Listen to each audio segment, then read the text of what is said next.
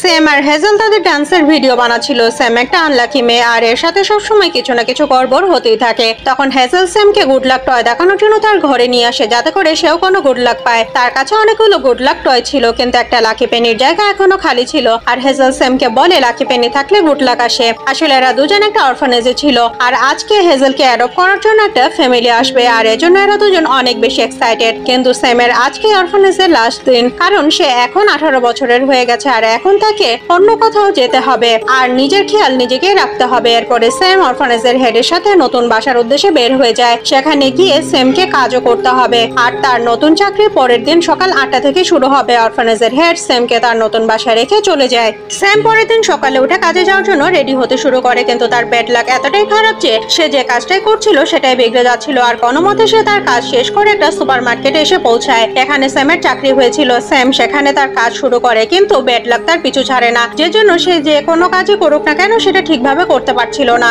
আর সেজন্য সুপার মার্কেটের ম্যানেজার স্যামকে বাইরে ট্রলি অ্যারেঞ্জ করার জন্য পাঠিয়ে দেয়। সন্ধ্যায় কাজ শেষ হয়ে গেলে স্যাম অরফানেজে হেজেলের সাথে দেখা করতে যায় আর এখানে এসে স্যাম জানতে পারে যে যেই ফ্যামিলি হেজেলকে অ্যাডপ্ট করার জন্য আসার কথা ছিল তারা আর আসেনি। আরেকটা ফ্যামিলি আছে যেটা সানডেতে আসবে। এরপরে স্যাম হেজেলের সাথে দেখা করে। হেজেল মন খারাপ করে বসেছিল। তখন স্যাম তাকে গিয়ে বোঝায় যে সে অবশ্যই তার ফ্যামিলি পাবে আর তাও আবার এই সানডেতে। এটা শুনে হেজেল কিছুটা খুশি হয়ে যায় আর সে বলে যে হয়তো এর মাঝে সে তার লাকি পেনিটাও পেয়ে যাবে। এখন স্যাম একটা ক্যাফের বাইরে বসে স্যান্ডউইচ খাচ্ছিল আর তখন সে সেখানে একটা বিড়ালকে দেখতে পায়। সে বিড়ালটাকে তার স্যান্ডউইচ খেতে দেয় আর তার সাথে কথা বলা শুরু করে। সে বলে যদি আমার কাছে কিছু গুড লাক থাকতো তাহলে আমি সেটা হেজেলকে দিয়ে দিতাম যাতে করে সে একটা ভালো ফ্যামিলি পায়, কারণ বয়স বাড়ার সাথে সাথে ফ্যামিলি পাওয়ার চান্স অনেক কমে যায় আর আমি চাই না হেজেল আমার মতোই পরিবার ছাড়া বড় হোক। আর তখন সেই বিড়ালটা সেখান থেকে স্যান্ডউইচটা নিয়ে চলে যায়। যখন স্যাম সেখান থেকে উঠে যাচ্ছিল তখন সে সেখানে একটা গোল্ডেন পেনি পড়ে থাকতে দেখে আর সে এই পেনিটা নিজের কাছে রেখে দেয়। পরের দিন সকালে উঠে স্যাম যখন তার কাজগুলো করছিল তখন সে নোটিস করে যে তার সব কাজ পারফেক্টলি হচ্ছে, সে কোনোই ভুল করছে না। স্যাম সেই পেনিটাকে খুব মনোযোগ দিয়ে দেখে আর পেনিটাকে টেস্ট করার জন্য সে ইচ্ছা করে ভুলভাল কাজ করা শুরু করে কিন্তু সে পারফেক্টলি সব কাজ করছিল। এরপরে স্যাম সুপার মার্কেটে পারফেক্টলি সব কাজ করে আর এটা দেখে তার ম্যানেজার অবাক এবং খুশি হয়। কিন্তু স্যামের এই খুশি বেশিক্ষণের জন্য ছিল না, কারণ সে এই লাকি পেনিটা ভুল করে টয়লেটে ফ্লাশ করে দেয় আর এই পেনিটা হারিয়ে যাওয়ার সাথে সাথে তার জীবনে আবারও ব্যাড লাক ফিরে আসে। এখন সে আবারও সেই ক্যাফের বাইরে দাঁড়িয়ে চিন্তা করছিল। তখন সেই কালো বিড়ালটা সেখানে আসে। স্যাম বিড়ালটার সাথে কথা বলতে শুরু করে। সে বিড়ালটাকে জানায় যে তার চলে যাওয়ার পরে সেখানে একটা পেনি কুড়িয়ে পেয়েছিল কিন্তু সে ভুল করে সেটা টয়লেটে ফ্লাশ করে দিয়েছে। আর এটা শোনার সাথে সাথে সেই বিড়ালটা রেগে গিয়ে তাকে বলে তুমি এটা কিভাবে করতে পারলে। স্যাম একটা বিড়ালকে কথা বলতে দেখে ভয় পেয়ে যায়। স্যাম দেখে যে বিড়ালটার কলারে সেরকমই চিহ্ন ছিল যেরকমটা সেই পেনিটাতে ছিল আর সে বুঝতে পারে যে সেই পেনিটাই বিড়ালটাই দিয়েছিল। তাই সে বিড়ালটার কাছে আর একটা পেনি চায় কিন্তু বিড়ালটা সেখান থেকে পালিয়ে যেতে থাকে। কিন্তু স্যাম তার পিছু করতে শুরু করে আর একটা জায়গায় এসে সে দেখে যে বিড়ালটা একটা পাসওয়ার্ড দিয়ে একটা পোর্টাল ওপেন করে আর এরপরে বিড়ালটা সে পোর্টালের ভিতরে ঢুকে যায়। এখন স্যাম ও বিড়ালটার পিছু পিছু সে পোর্টালের ভিতরে ঢুকে যায়। এখন স্যাম অন্য একটা পৃথিবীতে চলে আসে। এই বিড়ালটা স্যামকে এখানে দেখে ভয় পেয়ে যায়। বিড়ালটা তাকে বলে তুমি আমার পিছু কেন ছাড়ছো না, সেদিন ভুল করে আমার কলার থেকে পেনিটা সেখানে পড়ে গিয়েছিল আর এটা লাকল্যান্ডের পেনি যেটা মানুষকেও লাকি বানিয়ে দেয় আর সেজন্য আমরা এই পেনিটাকে সবসময় আমাদের কাছেই রাখি আর এই লাকল্যান্ডের মানুষের আসা একেবারেই নিষেধ। তখন বিড়ালটা কারো আসার শব্দ শুনতে পায় তাই দ্রুত স্যামকে একটা জায়গায় লুকিয়ে দেয়। এখন স্যাম দুইটা লাকি লেপ্রিকনকে দেখতে পায় আর স্যাম সবসময় এদেরকে খেলনা হিসেবেই দেখে এসেছিল। লেপ্রিকন গুলো বিড়ালটার কাছে তার পেনিটা চায় কারণ ফিরে আসার সাথে সাথে সবাইকে তাদের পেনি ডিপোজিট করতে হয়। তখন বিড়ালটা জানায় যে সে নিজেই সেই পেনিটা ক্যাপ্টেনকে দিয়ে আসবে। এখন বিড়ালটা অনেক টেনশনে ছিল কারণ যে কোনো উপায় হোক তাকে সেই পেনিটা খুঁজে বের করতে হবে। স্যাম তাকে একটা আইডিয়া দেয় আর সে বলে আমি লেপ্রাকনের কাপড় পরে পেনি ডিপোতে যাব আর সেখান থেকে একটা কয়েন চুরি করে নিয়ে আসবো। এরপরে আমি হেজেলকে গুড লাক দিয়ে সেই পেনিটা তোমাকে ফিরিয়ে দিব। বিড়ালটা তার আইডিয়া একেবারেই পছন্দ হয় না কারণ পেনি ডিপোতে পৌঁছানোর আগে তাকে সেই পেনিটা গেটে জমা করতে হবে আর তখন স্যাম তাকে তার ব্যাগের একটা বাটনকে পেনি হিসেবে ব্যবহার করতে বলে। এখন বিড়ালটাকেও তার কথা মেনে নিতে হয় কারণ এছাড়া তার কাছে আর কোনো উপায় ছিল না। এরপরে আমরা দেখি যে সেখানের ক্যাপ্টেন সবগুলো বিড়ালের কাছ থেকে তাদের পেনি কালেক্ট করছিল আর বব স্যামকে পেছনের রাস্তা দিয়ে ভেতরে যেতে বলে আর সে নিজে গিয়ে ক্যাপ্টেনকে বিভিন্ন কথায় ব্যস্ত রাখে। এরপরে সে স্যামের দেয়া বাটনটা পেনি ডিপোতে জমা করে। এখন বব স্যামকে তার বন্ধু জেরির কাপড় পরতে দেয় আর এরপরে তারা পেনি ডিপোর দিকে যেতে থাকে। এখানে দৃশ্য দেখে স্যাম হতবাক হয়ে যায়। এরা যখন একটু সামনে যায় তখন তারা জেরিকে দেখতে পায়। বব এদের দুজনকে পরিচয় করিয়ে দেয় আর সে জেরিকে বলে স্যামের আজ এখানে প্রথম দিন, তুমি একে পেনি ডিপোতে নিয়ে যাও আর পেনি ডিপোতে শুধুমাত্র লেপ্রাকনরাই যেতে পারে। স্যাম জেরির সাথে ভেতরে চলে যায়। সেখানে গিয়ে সে সব লেপ্রিকনদের সাথে পেনি পলিশ করার কাজ করে আর তখনই তার কাছে সেই বাটনটা আসে, এজন্য সবকিছু গড়বড় হয়ে যায়। সবাইকে এখান থেকে বের করে দেওয়া হয় আর এখান থেকে বের হয়ে আসার পর স্যাম জেরিকে তার ব্যাপারে সব সত্যি কথা বলে দেয়। সে জেরিকে জানায় যে সে কোনো লেপ্রাকন নয়, বরং একজন মানুষ আর সে এখানে একটা পেনি নেয়ার জন্য এসেছে। এটা শুনে জেরি অনেক ভয় পেয়ে যায় আর সে ববকে বলে, তুমি জানো না ক্যাপ্টেন যদি এ ব্যাপারে জানতে পারে তাহলে আমাদের দুজনকে ব্যাডলাক ল্যান্ডে পাঠিয়ে দেবে, যেটা গুড লাক ল্যান্ডের নিচে আছে। তখন এখানে ব্যাডলাক সার্চ করার জন্য রেবিটের সেনা আসে। এরপরে জেরি স্যামকে জানায় যে আগে যখন কোনো পেনি হারিয়ে যেত তখন বানি ড্রোনের সাহায্যে সেটা খোঁজা হতো, কিন্তু সেটা অনেকদিন ধরে ব্যবহার করা হচ্ছে না, তাই এটাকে চার্জ করার জন্য তাদের একটা গোল্ডেন ক্রিস্টাল লাগবে আর এটা উপরের ফ্লোরে আছে।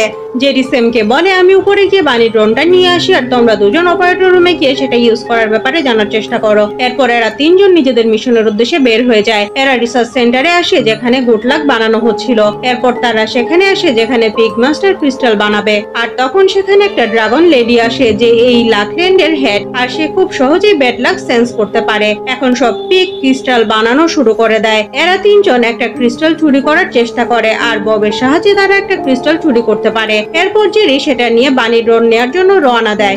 এখানে বব স্যামকে একটা মেশিন দেখায় যেটাকে র্যান্ডমাইজার বলা হয়, যেখানে সব ক্রিস্টাল গুলো দেওয়া হয় আর এই মেশিনটা এই ক্রিস্টাল গুঁড়ো করে সেটার ভেতর থেকে গুড লাক বের করে। আর এই মেশিনে দুটো স্টোন অ্যাটাচ করা আছে আর এই স্টোন গুলোর একটা গুড লাক আলাদা করে আর অন্যটা ব্যাড লাক, আর এরপরে সেগুলো মিক্স করে হিউম্যান ওয়ার্ল্ডে পাঠিয়ে দেওয়া হয়। এদিকে জেরি বানি ড্রোন পর্যন্ত চলে আসে আর বব কন্ট্রোল রুমে গিয়ে সেই ড্রোনটা কন্ট্রোল করার উপায় খুঁজতে থাকে। স্যাম দেখে যে সেখান থেকে সম্পূর্ণ পৃথিবীর উপরে নজর রাখা হচ্ছে। অন্যদিকে বব একটা বানিকে ডিস্ট্রাক্ট করে তার কম্পিউটার নিয়ে নেয় আর তার জয়স্টিকের সাহায্যে বানি ড্রোন কন্ট্রোল করে পোর্টালের সাহায্যে হিউম্যান ওয়ার্ল্ডে নিয়ে আসে আর কিছু সময়ের মাঝে তারা পেনিটা লোকেট করতে পারে। বানি ড্রোন সেটা নিয়ে নেয়। এরপরে বব হোম বাটনে ক্লিক করে সেখান থেকে বাইরে চলে আসে আর তখন সেখানে ক্যাপ্টেনের অ্যানাউন্সমেন্ট হয়। ক্যাপ্টেন জানায় যে তারা একটা গুড লাক পেনির বদলে একটা বাটন পেয়েছে আর সে তিনটা বিড়ালকে সন্দেহ করে যাদের মাঝে একটা বব ছিল।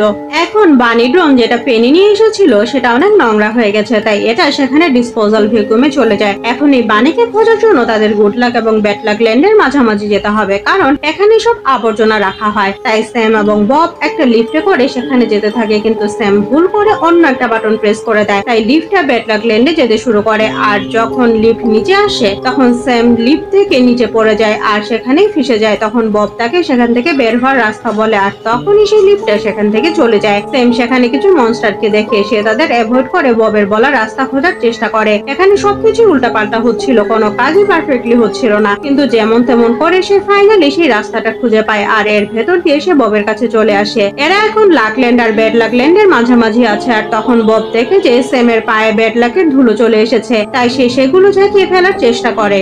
এখন স্যাম এবং বব সেখানে কেয়ারটেকার জেফকে আসতে দেখে এরা এখান থেকে লুকিয়ে পড়ে, কিন্তু জেফ তাদের খুঁজে পায় আর সে স্যামের পা থেকে সেই ডাস্ট গুলো পরিষ্কার করে দেয়। জেফ স্যামকে তার মেশিন দেখায় যার মাধ্যমে সে ব্যাড লাককে ডিরেক্ট র্যান্ডমাইজারে পাঠিয়ে দেয়। সে জানায় যে সে আগে নিজ হাতে ব্যাড লাক ডাস্ট পরিষ্কার করতো, কিন্তু একবার পাইপ কেটে যাওয়ার কারণে সে ব্যাড লাকের ভেতরে ডুবে যায়। আর তখন সেখানে সেই ড্রাগন লেডি আসে আর জেফ তাকে এক দেখাতেই ভালোবেসে ফেলে। এরপরে ড্রাগন লেডি তার পাওয়ার দিয়ে জেফের জীবন রক্ষা করে, কিন্তু সে তার সাথে থাকতে পারেনি কারণ সবসময় জেফের পায়ে ব্যাড লাক ডাস্ট লেগে থাকতো আর ড্রাগন লেডি চাইতো না যে এজন্য গুড লাক ল্যান্ডে কোনো অসুবিধা হোক। এখন আবর্জনা আসার অ্যালার্ম বেজে ওঠে আর বব এখানে আগে থেকে বানি ড্রোনটা খুঁজছিল। তখন জেফ তাকে জানায় যে আজ সকালে আমি ড্রোনটা খুঁজে পেয়েছিলাম আর এটার ভেতরে সে পেনিটাও ছিল, কিন্তু পেনিটা অনেক নোংরা ছিল তাই আমি সেটা পেনি ডিপোতে পাঠিয়ে দিয়েছি। স্যাম এখন সরাসরি ড্রাগন লেডির সাথে দেখা করার ডিসিশন নেয় আর সে নিজের সাথে এক টুকরো ব্যাড লাক নিয়ে যায়। এখন স্যাম সরাসরি ড্রাগনের অফিসে যায়। ড্রাগন লেডি স্যামের গায়ে ব্যাড লাকের গন্ধ পায়, তাই সে রেবিট কুককে ডাকে আর রেবিট গুলো সেখানে এসে স্যামের পা থেকে ব্যাড লাকের পিসটা নিয়ে নেয় আর ড্রাগন লেডি স্যামকে একটা লাকি পেনি দেয়। সে এই পেনিকে সবসময় তার কাছে রাখতে বলে আর এজন্য তার গুড লাক ফিরে আসে। স্যাম যখন সেখান থেকে বের হয় তখন দেখে যে ক্যাপ্টেন ববকে অ্যারেস্ট করে নিয়ে যাচ্ছে, কারণ সেই বাটনের উপরে তারা ববের ফিঙ্গারপ্রিন্ট পেয়েছিল। স্যাম দ্রুত সেখানে গিয়ে তাদের থামায় আর ববকে সেই পেনিটা দিয়ে দেয় যেটা তাকে ড্রাগন লেডি দিয়েছিল আর ক্যাপ্টেন পেনিটা নিয়ে সেখান থেকে চলে যায়। বব স্যামকে থ্যাঙ্কস বলে, কিন্তু স্যাম তাকে বলে আমার কাছে একটা প্ল্যান আছে আর এর মাধ্যমে ব্যাড লাক একেবারেই শেষ হয়ে যাবে। এরা দুজন জেফের থেকে লুকিয়ে র্যান্ডমাইজারটা বন্ধ করে দেয়, যে জন্য ব্যাড লাকের ট্রান্সফার বন্ধ হয়ে যায়। এখন স্যাম আবারও হিউম্যান ওয়ার্ল্ডে ফিরে যাওয়ার ডিসিশন নেয়, কিন্তু তখন বব আর স্যাম ব্যাড লাকের ডাস্ট দেখতে পায়। এখন এরা যখন র্যান্ডমাইজারের কাছে যায় তখন জেফের মেশিন ওভারলোডিং এর জন্য ব্লাস্ট হয়ে যায় আর এজন্য গুড লাক ল্যান্ড এখন ব্যাড লাক ল্যান্ড হয়ে যায়। তাই এখান থেকে এখন এখন শুধু ব্যাড লাকি হিউম্যান ওয়ার্ল্ডে যেতে থাকে। ড্রাগন লেডি ছুটে র্যান্ডমাইজারের কাছে আসে আর সে দেখে যে তাদের গুড লাক স্টোন শেষ হয়ে গেছে আর র্যান্ডমাইজার হঠাৎ করে বন্ধ হয়ে যায়। তাদের লাক লাইনও শেষ হয়ে যায়। স্যাম ড্রাগন লেডিকে বলে যে সে তার বাসায় ফিরে যেতে চায়। এখন সবাই জানতে পারে যে স্যাম একজন মানুষ, তাই এখানে থাকা সবাই তার উপরে অনেক রেগে যায়, তাকে এসবের জন্য দোষারোপ করে। সবাই হতাশ হয়ে এখান থেকে চলে যায়। স্যাম বসে কান্না করতে শুরু করে, কারণ তার জন্যই এখন লাক ল্যান্ড শেষ হয়ে গেছে। কিন্তু বব তাকে বলে যে তুমি একজন ভালো মানুষ, তুমি সবসময় অন্যের ভালোর জন্য চিন্তা করো আর তুমি এখনো তোমার বদলে তোমার বন্ধুর জন্য সেই লাকি পেনিটা নিতে চাইছো।